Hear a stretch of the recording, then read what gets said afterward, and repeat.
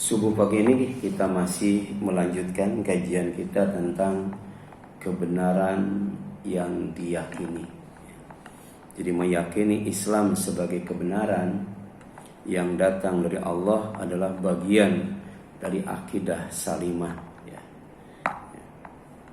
Jadi akidah salimah itu adalah keyakinan yang bersih, bersih dari syirik, bid'ah, khurafat dan tahayul. Sedikitnya ada 3 cara agar yakin bahwa Islam itu adalah kebenaran yang datang dari Allah. Pertama, mengimaninya. Yang kedua, memahaminya. Dan yang ketiga, mengamalkannya. Insya Allah kita akan yakin Islam itu adalah kebenaran yang datang dari Allah. Pertama, imani Islam. Yang kedua apa? Fahami Islam.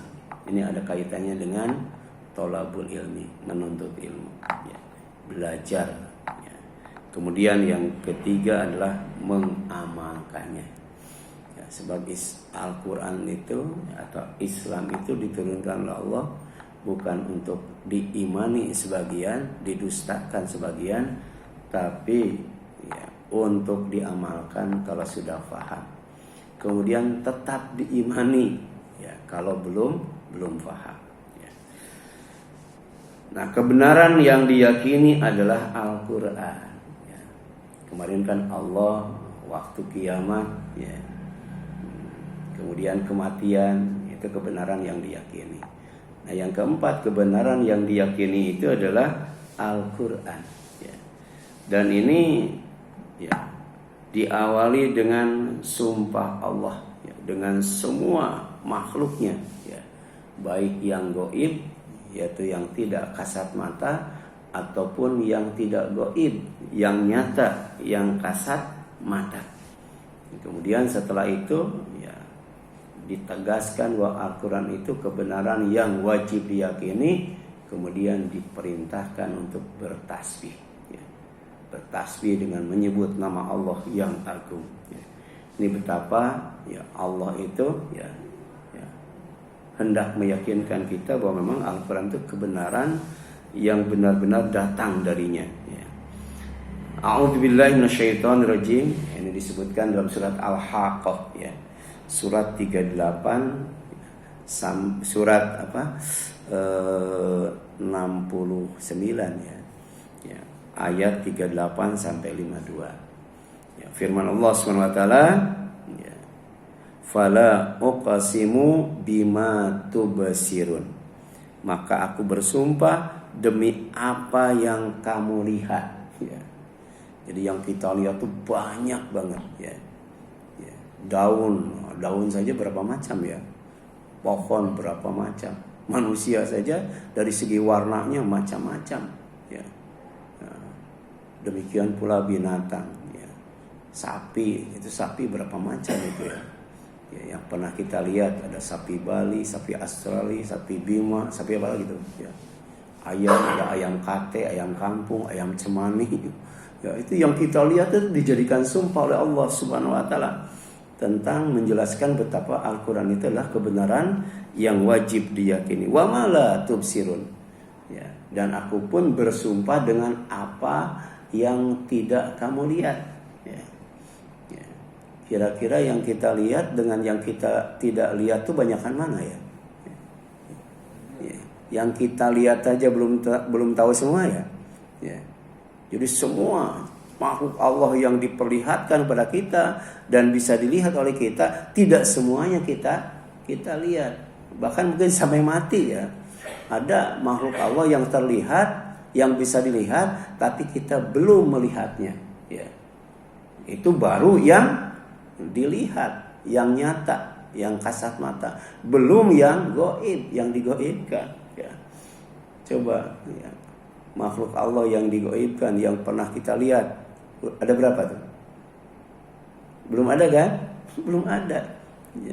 Sebab dalam Al-Quran yang hanya diperlihatkan, yang gaib secara nyata itu hanya kepada Rasulnya, karena dia termasuk hambanya yang diridhoinya, Sementara sampai hari ini kita belum pernah satupun melihat ciptaan Allah yang digaibkan. Tapi itu oleh Allah dijadikan sumpahnya. Ya. Kemudian innahu laqaulu rasulin karim. Ya, setelah itu Allah menegaskan ya, bahwa Al-Quran itu adalah firman Allah yang dibawa oleh malaikat yang sangat mulia. Malaikat yang sangat dimuliakan oleh Allah. Malaikat siapa? Malaikat Jibril ya, sebagai Ruhul Amin dan Ruhul Kudus. Ruh yang amanah dan ruh yang suci ya. Kemudian bahkan dalam surat At-Takwir itu ya, itu punya kekuatan yang sangat luar biasa dan dihormati ya, disegani di alam malaikat. Itu ditugaskan oleh Allah ya untuk membawa Al-Quran yang 30 juz tanpa ditambah, dikurangi ya, apalagi diganti ya atau dihilangkan ya. Kenapa? Karena amin itu amanah. Kudus, suci, tidak mungkin dia khianat, tidak mungkin dia berbohong. Ya, dia menyampaikan semua wahyu ya yang harus disampaikan dari Allah kepada Nabi Muhammad SAW. Itulah yang dimaknai sebagai karim ya. Jadi Al-Quran Al-Karim, Allah Al-Karim, malaikat Al-Karim, Nabi Muhammad juga Al-Karim ya. Semuanya itu ya. Oleh karena itu ya, bahwa Nabi diutus itu ya kepada umatnya tidak hanya untuk mentauhidkan ya dalam beribadah ya kepada Allah ya, tapi juga untuk menyempurnakan akhlak yang mulia ya. Karena karim itu mulia ya. Dan itu ada kaitannya dengan Allah, kaitannya dengan malaikat, kaitannya dengan Al-Quran, kaitannya dengan Nabi Muhammad SAW, dan kaitannya ya bagi orang yang mau mengimani Al-Quran, mempelajari Al-Quran sampai paham, kemudian mengamalkannya dan mengajarkannya, insya Allah dapat karomah gitu ya. Kemudian wama huwa biqauli syair ya. Jadi Al-Quran itu bukan omongan, perkataan tukang syair, bukan ya.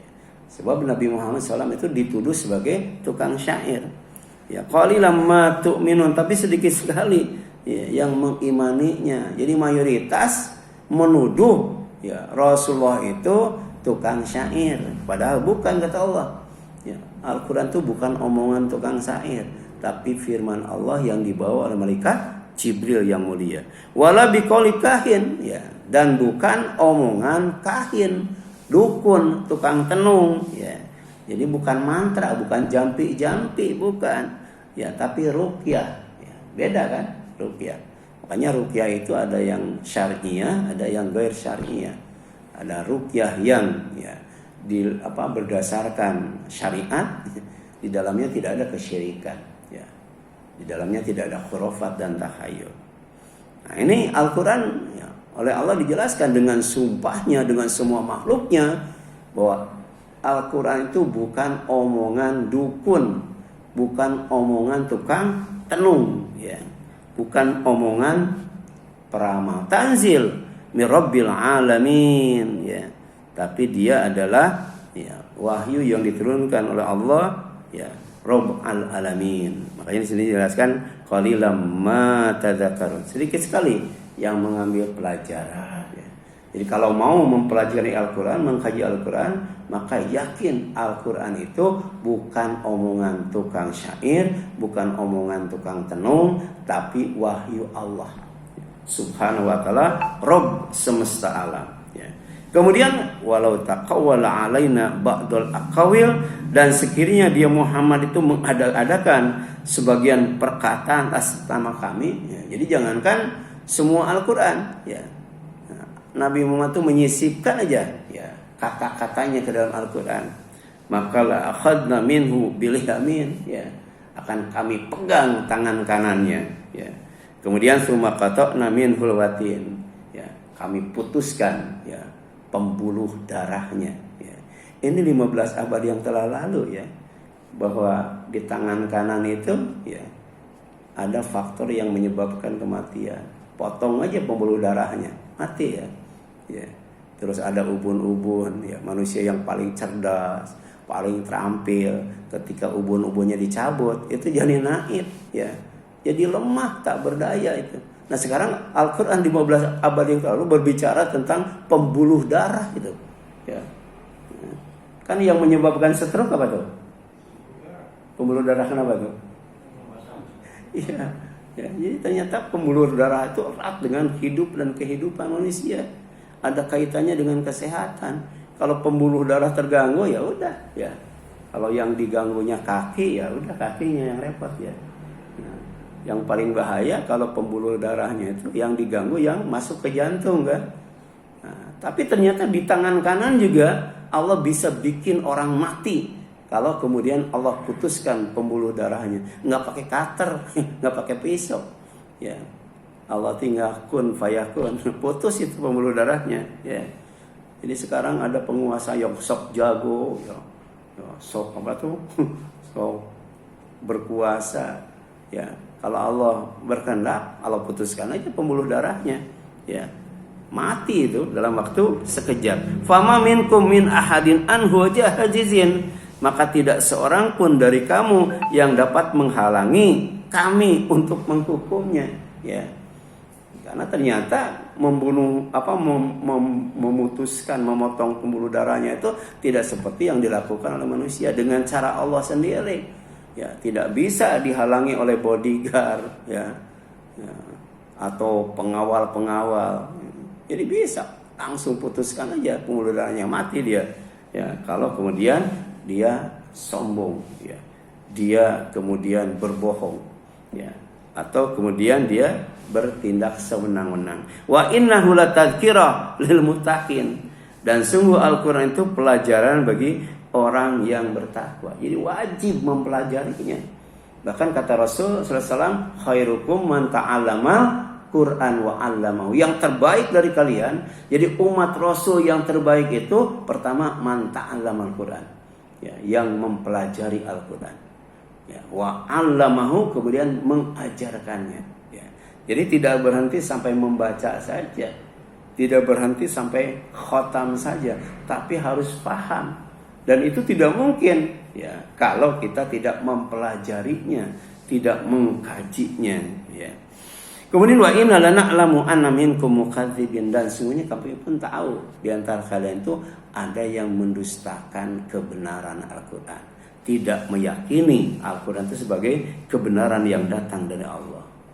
Nah, orang yang seperti itu adalah orang kafir. Wa innahu lahasratun ala kafirin, dan sesungguhnya Al-Quran itu bisa menjadi penyebab orang kafir itu menyesal, ya, pada hari kiamat. Ya, di antaranya, ya, kalau kita berpaling dari Al-Quran, kemudian melupakan Al-Quran. Al-Quran itu kan pelajaran wajib dipelajari, tapi peringatan wajib diingat, ya. Ada orang yang sampai hari ini tidak hafal Al-Quran satu surat pun, ya, ya. Mudah-mudahan di sini enggak, ya. Ya, paling tidak di sini kan hafal surat Al-Fatihah, ya. Surat Al-Ikhlas, Al-Falaq, An-Nas pasti itu. Ayat kursi pasti. Nah, ibu-ibu pasti hafal surat Yasin. Pasti itu, ya. Ya. Jadi orang yang berpaling dari Al-Quran, kemudian melupakan Al-Quran, tidak mengingatnya, ya, di samping tidak mempelajarinya, ya, tidak dijadikan ajaran. Pertama, ya, oleh Allah hidupnya akan disempitkan di dunia. Ya. Di dunia itu hidupnya sempit, walaupun banyak harta, ya. Nah, kemudian kekuasaannya luas, kekuatannya juga luar biasa, tetapi hidupnya sempit, nggak bebas itu, ya. Kalau orang berpaling dan melupakan Al-Quran. Yang kedua, nanti oleh Allah akan dikumpulkan di alam mahsyar dalam keadaan buta, ya. Kalau buta di dunia paling berapa tahun, ya. Ini butanya di akhirat, dibutakan oleh Allah. Kenapa? Tadi pertama karena berpaling dari Al-Quran, ya. Al-Quran banyak di rumah tapi nggak pernah dibaca, ya. Ya. Ayat kursi juga dibikin figura, ya, ditempelkan di dinding tapi nggak pernah dibaca, ya. Kira-kira setan takut nggak dengan ayat kursi yang ditempel di dinding? Nggak bakal takut. Takut itu kalau dibaca, apalagi dipahami kemudian diamalkan. Setan tuh takut banget, ya. Dibacanya saja takut, ya. Ini penyesalan orang kafir di hari kiamat. Ya, di samping dimasukkan ke dalam neraka, juga disempitkan hidupnya di dunia, kemudian ya dibutakan ya, ketika dikumpulkan di alam mahsyar. Ya, gitu. Jadi ada yang di dunianya melek, ya, tapi di akhiratnya buta. Ya, ada yang di dunia buta, tapi kemudian di akhiratnya melek. Ya, tidak sedikit orang yang buta, ya, kemudian dia yang membaca Al-Quran, menghafal Al-Quran, ya, bahkan mengamalkannya. Insya Allah butanya nggak selamanya, ya, di akhirat akan dijadikan melihat lagi. Wa innahu lahasratun alal kafirin, dan sesungguhnya Al-Quran itu bisa jadi penyebab, ya, penyesalan orang kafir, ya, di hari akhir. Ya. Wa innahu lahaqqul yakin. Baru Allah tegaskan.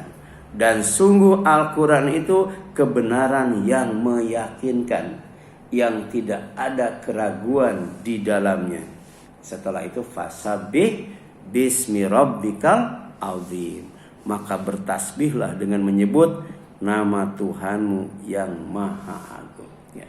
Nanti kita akan bahas tentang, ya, kenapa Allah nyuruh tasbih? Ya. Apa itu tasbih? Untuk apa itu tasbih? Ya, di sini ya, orang yang yakin dengan Al-Quran sebagai kebenaran dari Allah, maka dia akan membaca Subhanallah Rabbiyal Azim, Subhanallah Rabbiyal Azim. Ya, ketika ruku kan Subhanallah Rabbiyal Azim.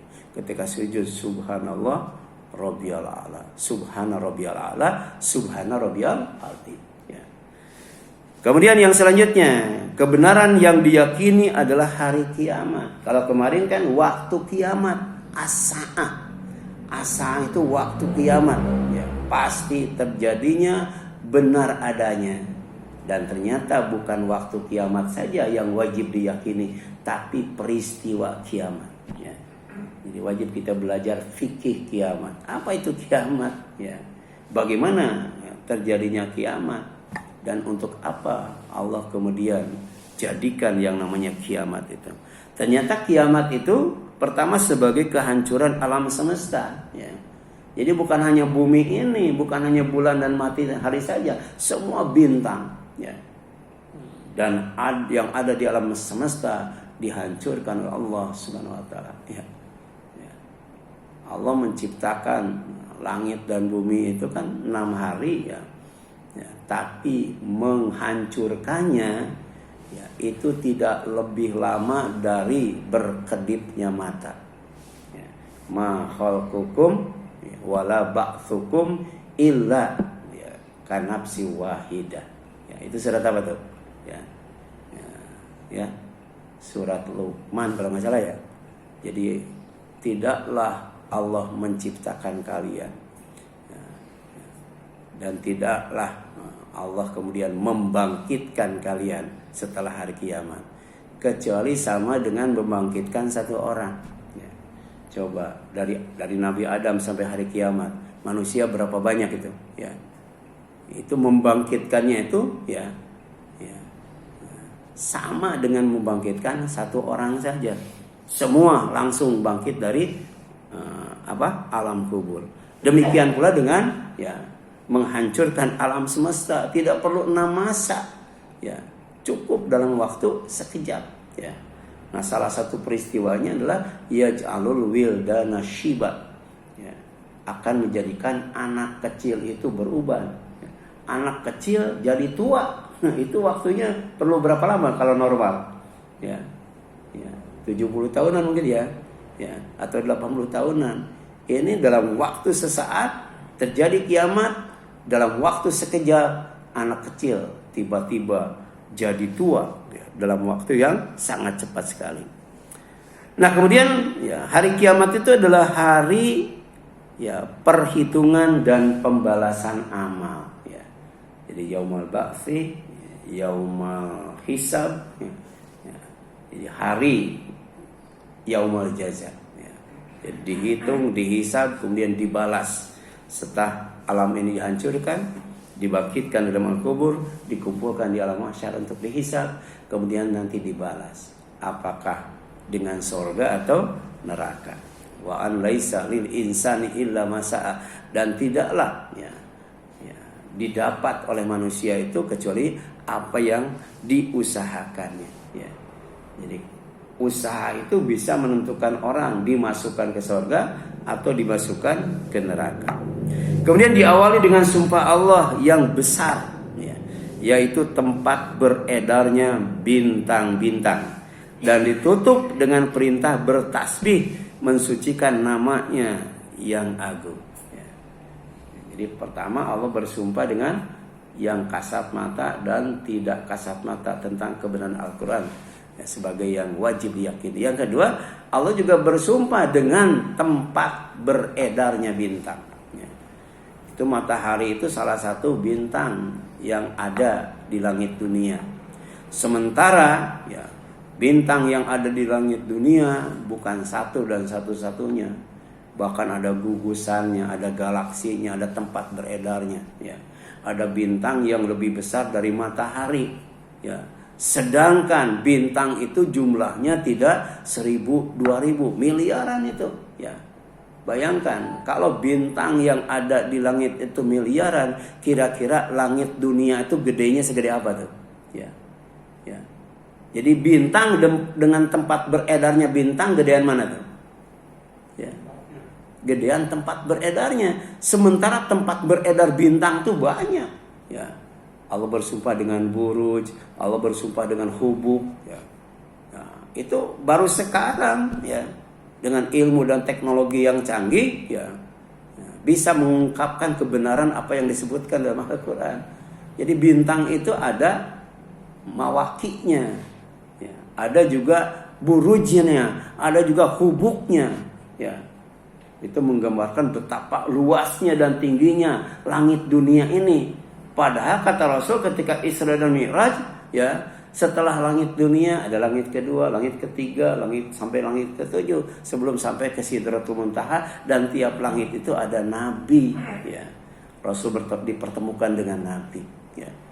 Ini subhanallah. Dan peristiwa Isra Mi'raj juga diawali dengan subhanalladzi asra bi abdihi, kan. Itu ungkapan kekaguman yang mengagungkan Allah, ya, di mana bisa menaikkan, ya, hambanya, ya, sampai kemudian tembus ke langit yang ketujuh. Dan ini tempat beredarnya bintang itu dijadikan sumpah Allah subhanahu wa ta'ala. Jadi Al-Quran itu tidak hanya sangat mulia, tapi juga sangat agung. Karena Allah bersumpah dengan sumpah yang sangat agung. Fala uqsimu bimawaqi'in nujum. Ini sering dibaca oleh Ustaz Nasiruddin itu, surat Al-Waqiah, ya. Lalu aku bersumpah dengan tempat beredarnya bintang-bintang. Kenapa? Wa innahu laqasamun law ta'lamuna azim. Kalau kalian tahu, Allah bersumpah dengan tempat beredarnya bintang itu adalah sumpah yang sangat agung. Enggak boleh diremehkan, enggak boleh dianggap sepele. Dan itu kemudian Allah tegaskan, innahu laqur'anun karim, ya. Sesungguhnya Al-Quran yang sangat mulia, ya. Al-Quran itu sangat mulia. Fi kitabim maknun, berada, ya, dalam tempat yang terpelihara, namanya Lauh Mahfuz, ya. Ini tidak bisa diretas ini. Ini tidak bisa dihack itu, ya. Karena Allah yang menciptakan tempat di mana Al-Quran disimpan itu dijaga ketat, namanya Lauh Mahfuz, ya. La yamassuhu ilal mutahharun, ya. Sampai jangankan manusia, ya, jangankan setan biasa, iblis sebagai setan kelas kakap nggak bisa tuh masuk ke dalam Lauh Mahfuz itu. Yang bisa masuk kemudian menyentuh Al-Quran itu, ya, atau menyentuh Lauh Mahfuz itu adalah malaikat. Kenapa? Karena malaikat itu al-mutahharun, ya, makhluk yang disucikan. Kalau kita al-mutatahhirun, ya. Ya, kita tuh bisa suci, bisa tidak suci, ya. Baru suci kalau toharo. Tapi kalau malaikat suci terus, al-mutahharu, ya. Kenapa? Karena dia, ya, diperbolehkan masuk ke tempat yang disucikan, tempat yang dimuliakan, tempat yang diagungkan, ya, tempat yang dijaga ketat, ya. Apa namanya? Lauh Mahfuz, ya. Jadi Lauh Mahfuz itu ya tingginya setinggi ya langit dan bumi, setinggi antara langit dan bumi. Kemudian luasnya, panjangnya, lebarnya selebar masyrik dan maghrib, ya. Kemudian bahan untuk membuat Lauh Mahfuz itu adalah intan yang berwarna putih. Kira-kira kalau diuangkan berapa tuh? Ya. Bikin tempat yang tingginya setinggi antara langit dan bumi, kemudian panjangnya atau luasnya seluas antara timur dan barat, ya. Tapi kemudian dibuat dari intan yang berwarna putih. Ya, dijaga ketat itu. Tidak ada orang-orang yang kotor, ya, orang-orang yang jahat bisa masuk ke dalamnya untuk mengutak-atik Al-Quran. Ya. Jadi sampai hari ini Al-Quran itu dijaga keasliannya, dijaga kemurniannya. Ya. Inna nahnu nazzalna dzikra wa inna lahu lahafidun. Sesungguhnya kamilah ya yang menurunkan Al-Quran dan kami pula yang senantiasa akan menjaganya. Di antaranya dijaga dengan hafalan orang-orang yang beriman kepadanya. Ya, bukan hanya orang dewasa, bukan hanya anak-anak, balita pun bisa hafal Al-Quran 30 juz itu. Cara Allah menjaganya itu. Bahkan jangankan yang otaknya normal, yang otaknya terganggu juga itu seperti si Naza, ya dia hafal Al-Quran, bahkan bisa menunjukkan ayat itu adanya ya di sebelah mana, ya. Padahal otaknya terganggu. Ya. Ini Allah memperlihatkan keajaiban Al-Quran.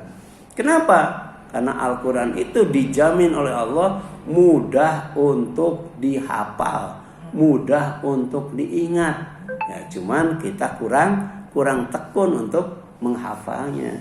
Ya, gampang apa tuh? Gampang lupa atau gampang putus asa ya? Iya. Al-Fatihah saja sampai sekarang kan nggak lupa-lupa ya. Kenapa itu? Karena diulang-ulang. Jadi sebenarnya ya menghafal Quran itu gampang. Tapi yang susah apa? Mengulang-ulangnya, malas itu. Namanya murajaah supaya mutqin.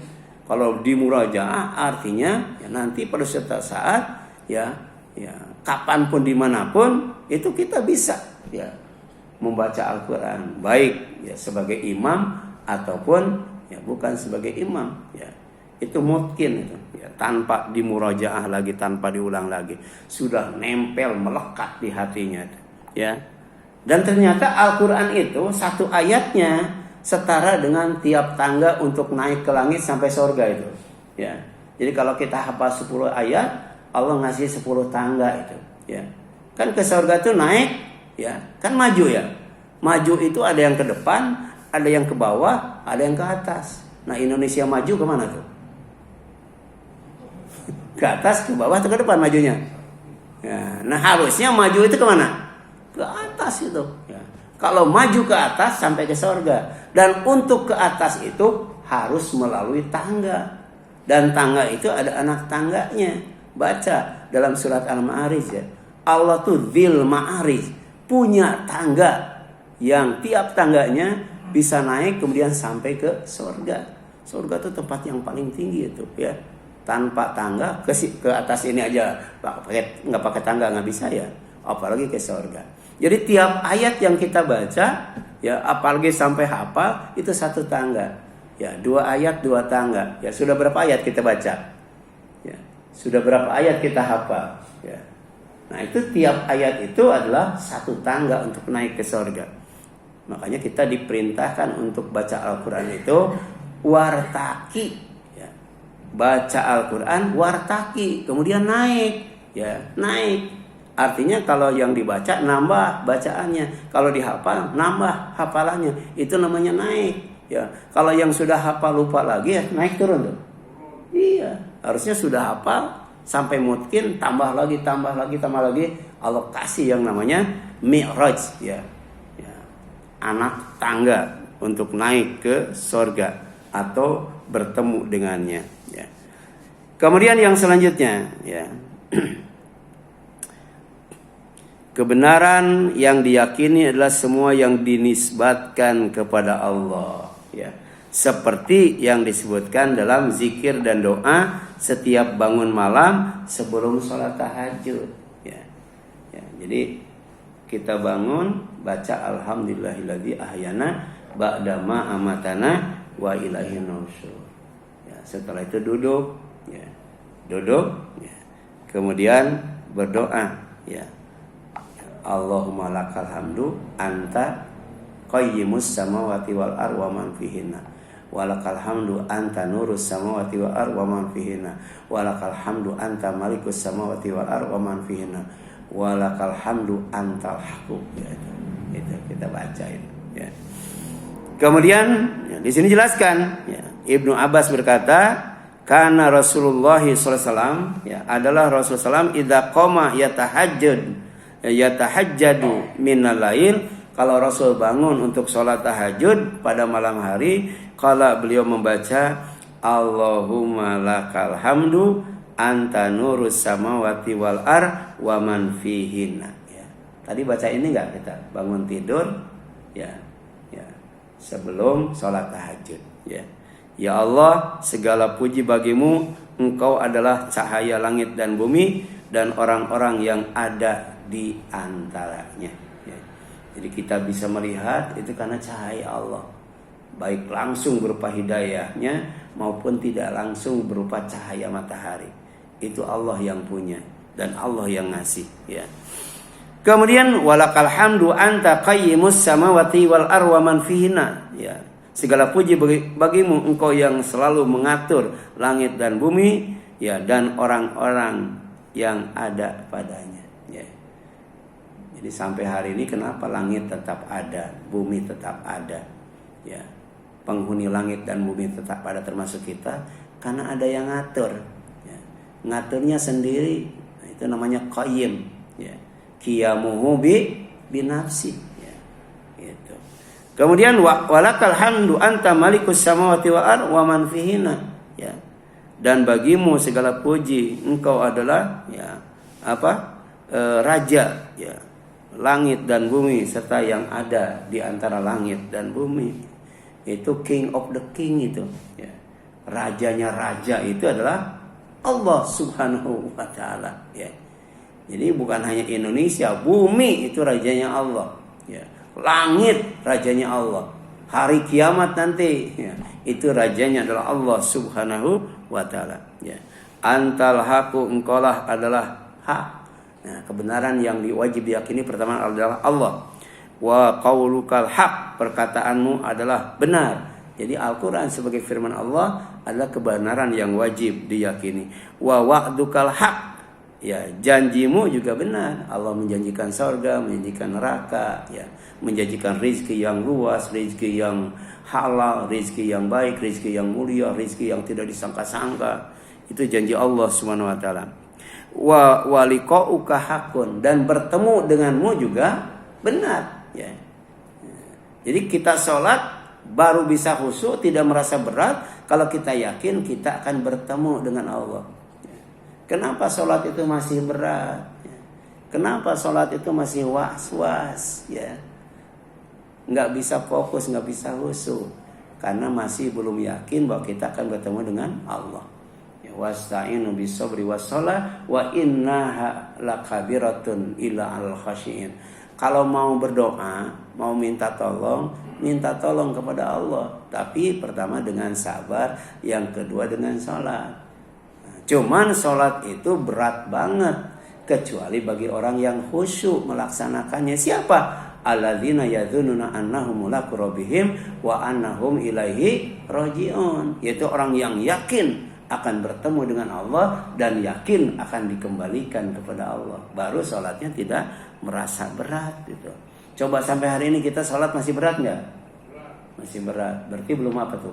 Belum khusyuk itu. Ya.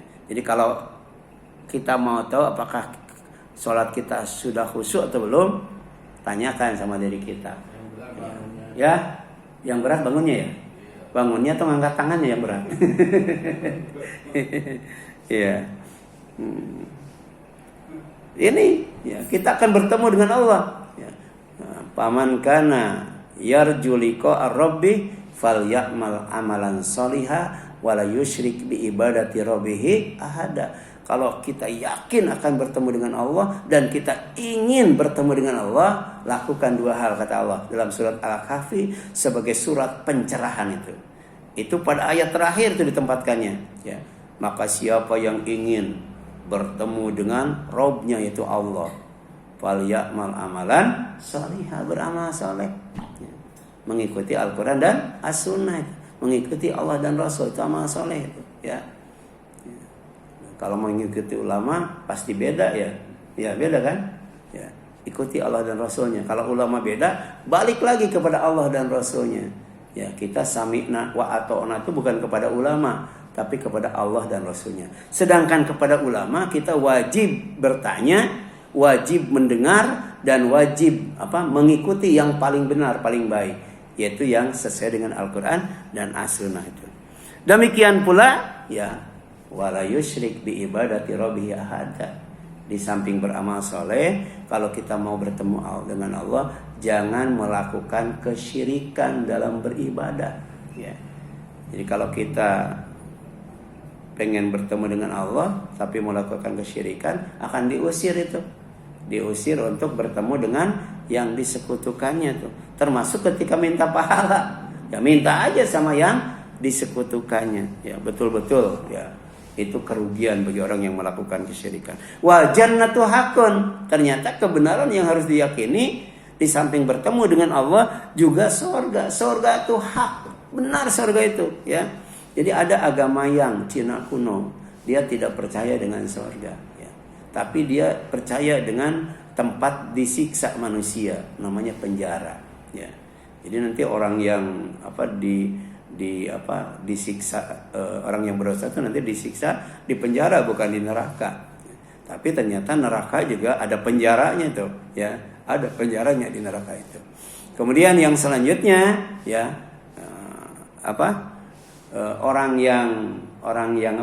orang yang tidak berdosa, ya, itu akan ditempatkan di langit. Ya. Langit itu namanya kahyangan, dijaga ketat ya, oleh manusia, ya, tapi kepalanya binatang, ya. Pernah lihat ya film apa tuh? Film Kerasakti. Kerasakti itu. Nah, itu penjaga langit, ya, ada Sun Gokong apa gitu ya. Itu. Ada yang babi, sulaman babi dan sebagainya. Itu keyakinan agama yang. Ya. Sedangkan dalam Islam, baik surga maupun neraka itu tidak dijaga oleh manusia, dijaga oleh malaikat. Baca surat At-Takwir tuh. Ya, wa ma ashabal jannah illa malaikat. Wa ma ja'alna ya ashaban nar illa malaikat. Kami tidak menjadikan penjaga neraka itu kecuali malaikat, ya. Gitu. Karena malaikat itu tidak akan disuap, ya. Dan tidak akan menerima suap, tidak bisa disuap itu, ya. Itu ada yang menarik itu, ada ustadz menerangkan, ya, bahwa yang menyuap dan yang disuap itu tidak dosa, ya. Jadi boleh bapak nyuap, boleh juga menerima suap karena tidak dosa, ya, tidak dosa, tapi masuk neraka katanya. jadi sudah tidak dianggap dosa, langsung aja cemplungin ke neraka tuh, yang nyuap dan disuap itu. Pertama kan orang kaget. Jadi dalam Islam itu sebenarnya, ya, menyuap dan disuap itu tidak dosa, bukan maksiat. Orang pada kaget, ya. Sebab apa? Sebab Rasul berkata, orang yang menyuap dan disuap itu di neraka. Jadi nggak dosa, cuma di neraka doang katanya. Gitu. Kemudian wanar hakun, demikian pula neraka. Ya, kenapa neraka itu disebut nar? Karena isinya api. Ya. Dari api itu keluar asap hitam pekat, di mana akan dihirup dan dikeluarkan dengan rasa sakit, menjerit, histeris. Demikian dari api juga, ya, itu orang-orang yang dibakar itu akan melelehkan nanahnya, ya, itu dijadikan minuman, ya, minuman penghuni neraka, ya, gitu. Kemudian wal ba'tsu haqqun, hari kebangkitan juga kebenaran yang wajib diyakini. Wan nabiyyuna haqqun, dan para nabi juga adalah hak, kebenaran yang wajib diyakini. Wa Muhammadun sallallahu alaihi wasallam, juga benar-benar nabi, benar-benar rasul yang wajib diyakini. Nah, setelah itu ya kemudian berdoa. Ya, tadi zikir kan, sekarang doa. Ya, ini penting itu. Allahumma laka aslamtu wa bika amantu wa alaika tawakkaltu wa ilaika anabtu wa bika khasamtu wa ilaika hakamtu. Ya Allah, kepadamu aku berserah diri dan kepadamu aku beriman, kepadamu aku bertawakal dan kepadamu aku kembali denganmu. Aku menghadapi lawan dan kepadamu aku berhukum. Ya. Jadi menghadapi lawan itu jangan sendiri, kalah itu. Ya. Sebanyak apapun umat Islam, orang yang beriman melawan musuh pasti kalah itu. Ya. Pasti kalah. Jangankan di dunia, di rempang aja pasti kalah, ya. Tapi jangan, ya, Allah ingatkan lewat sholat tahajud, Allah ingatkan melawan lawan itu jangan sendiri, ya, tapi harus menyertakan Allah, ya.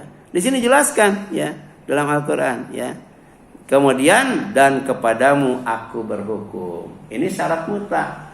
Jadi selama kita tidak berhukum dengan hukum Allah, Allah nggak akan peduli kepada kita. Allah tidak akan menolong kita. Allah tidak akan memberi kekuatan kepada kita, dan Allah tidak akan memberikan kemenangan kepada kita, dan Allah tidak akan membahagiakan kita. Ya, karena setelah kemenangan itu wabasyiril mu'minin, Allah gembirakan orang yang beriman. Wabasyiris sabirin, Allah gembirakan orang yang bersabar. Jadi tidak mungkin gembira kalau kalah terus. Tidak mungkin menang kalau tidak dikasih kekuatan oleh Allah. Tidak mungkin dikasih kekuatan oleh Allah kalau tidak membela agama Allah Subhanahu wa taala. Faghfirli ma qaddamtu wa ma akhartu wa ma a'lantu wa ma asrartu antal muqaddim wa antal muakhir la ilaha illa anta wa la haula wa la quwwata illa bika. Sampai sini ya. Nah, itu sebelum tahajud kita baca. Maka ampunilah untuk apa yang telah aku lakukan dan apa yang aku tunda, yang aku perlihatkan dan aku sembunyikan. Engkau yang mendahulukan dan mengakhirkan. Tidak ada Tuhan yang berhak disembah kecuali Engkau, dan tidak daya serta upaya kecuali kekuatan karenamu. Ini hadis riwayat Darimi, ya. Silakan, ada yang tanyakan sama sini?